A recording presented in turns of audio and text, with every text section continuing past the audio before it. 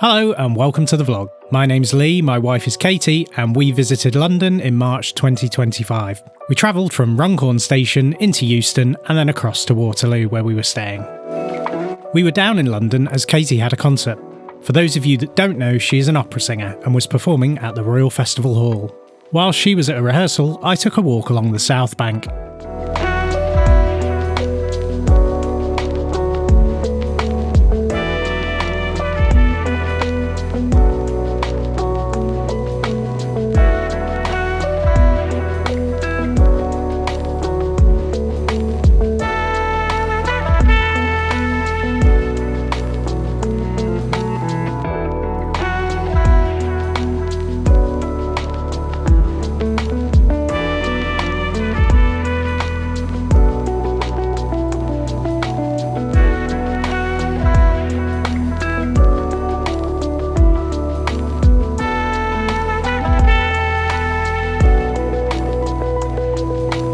This is the Old London Studios, which was home to programmes such as Father Ted and most of ITV's morning shows. I'm just walking along the South Bank towards the Tate Modern, and if you don't know, the South Bank has got loads of things on it, loads of bars and restaurants. The Festival Hall is there where we're going tomorrow, the BFI, the National Theatre, loads to do, and it's just a really nice walk along the river with some great views of the city. But one thing I'd never noticed are these piers, and there's about 3 or 4 of them that I've seen, and you can walk right along to the end and get some really good views of the river and the city from here.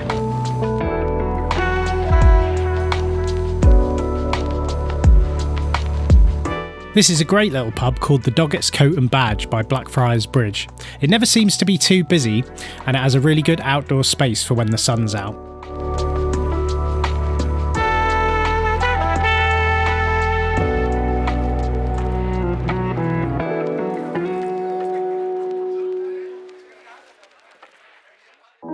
Tate Modern is one of the largest modern art galleries in the world and is housed in the former Bankside power station. This is the old turbine hall. It's open every day from 10 until 6 and is free to enter.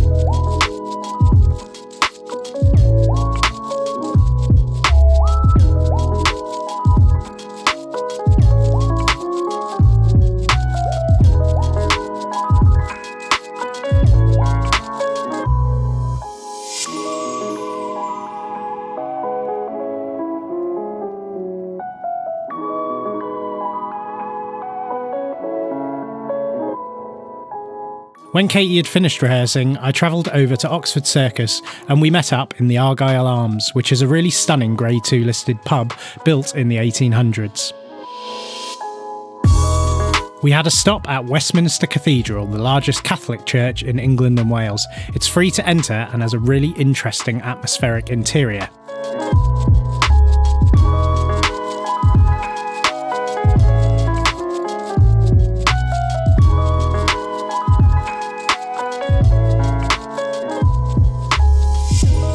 Interestingly, the piece Katie is singing tomorrow is based on a poem by this man, John Henry Newman, who was a cardinal in the 1800s.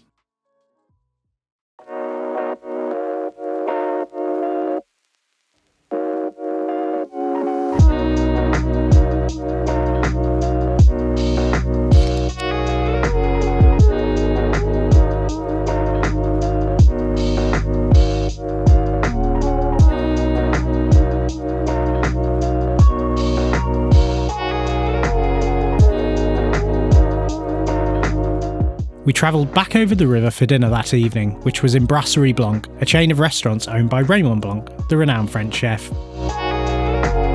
We ordered off this pre-theatre menu, which at $19.50 for 2 courses was really reasonable. I always forget to record the food before eating it, so apologies for my half-eaten starter. I started with the goat's cheese salad, Katie had the soup, and both were really nice. For mains, I had the chicken and Katie had the steak. Again, both were really lovely. The portions aren't massive, but for 20 quid for 2 courses, we couldn't complain. The standard of the food was really, really good, and we'll definitely be back. We started the day on the Mall and had a quick look around the Mall Galleries, which is the home of the Federation of British Artists, a visual arts charity founded in 1961. You can check out the art for free, and if you fancy, you can even buy it.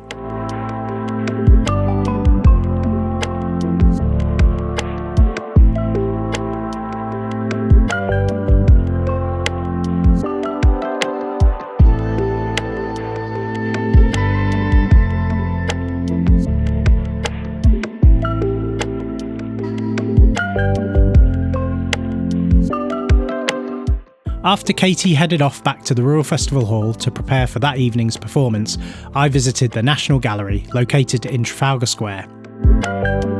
Founded in 1824, it houses a collection of more than 2,300 paintings, dating from the mid-13th century to 1900. It's a really impressive place, but be warned, it's very busy and there were lots of school parties on the day I visited. However, if you're an art fan, it's a must.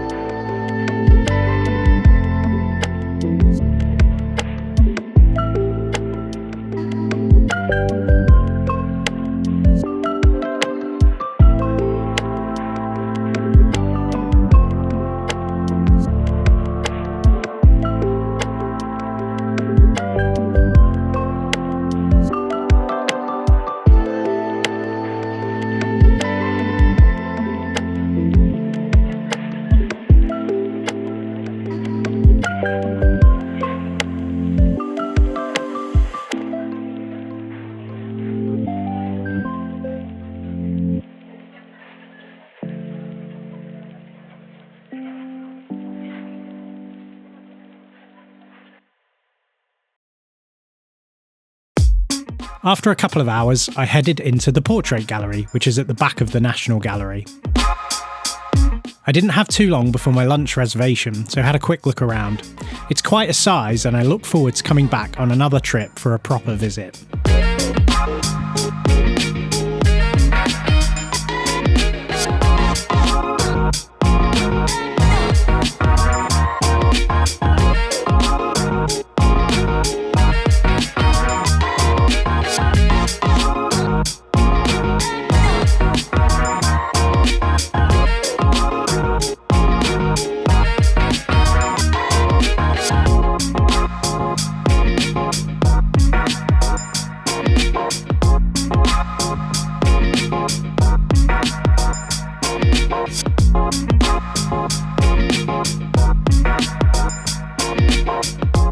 This is Outernet near Tottenham Court Road, where up to 6 players can play this massive version of Tetris using their phones.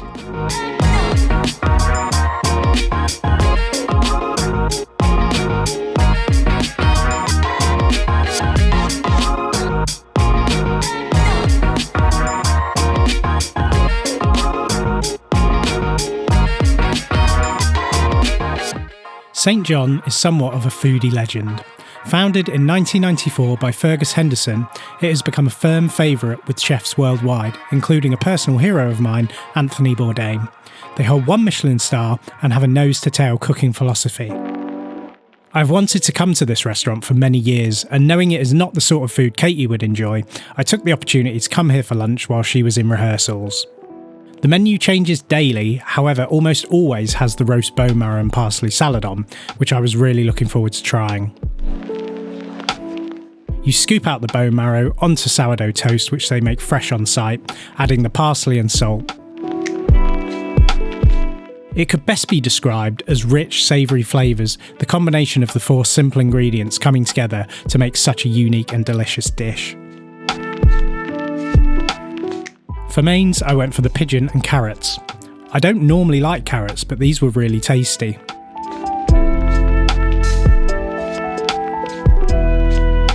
They also have a bar menu with many of the dishes from the restaurant available to order without booking.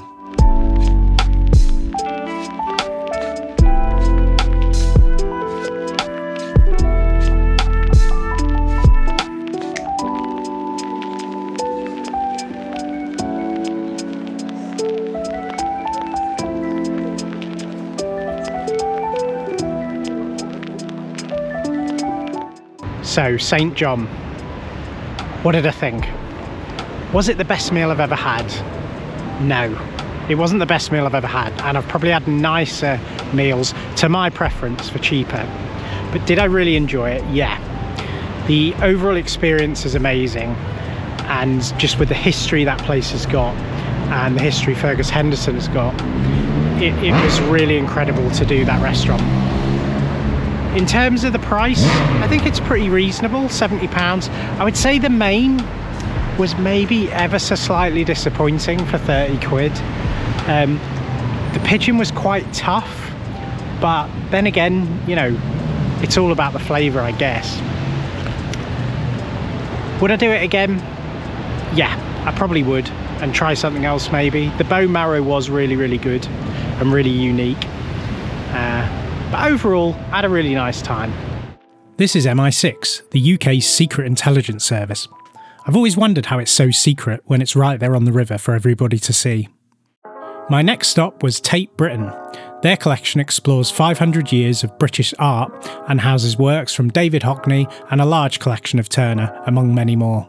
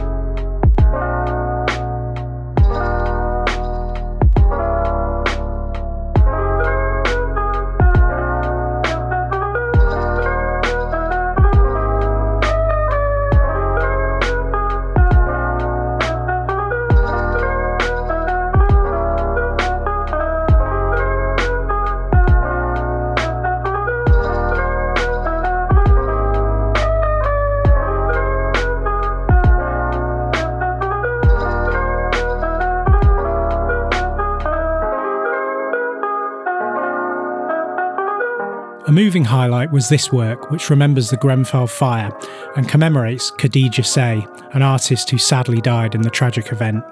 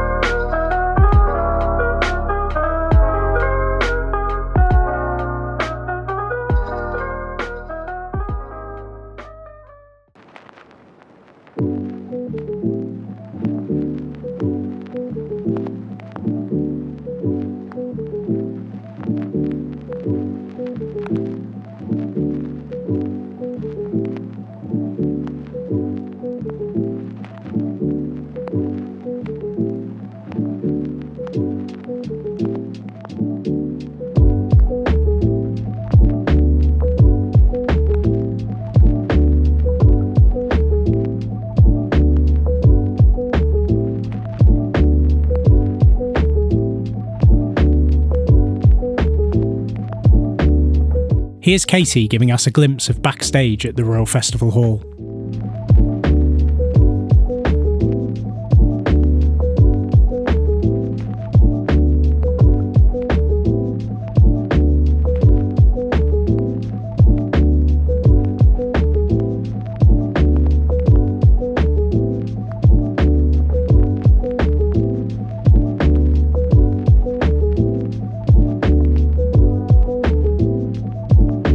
The Royal Festival Hall is an amazing venue, hosting lots of different events, including the BAFTAs last month. Katie was performing the role of the angel in Elgar's Dream of Gerontius. As always, she was absolutely amazing, and I'm incredibly proud of her and proud to hear her sing here.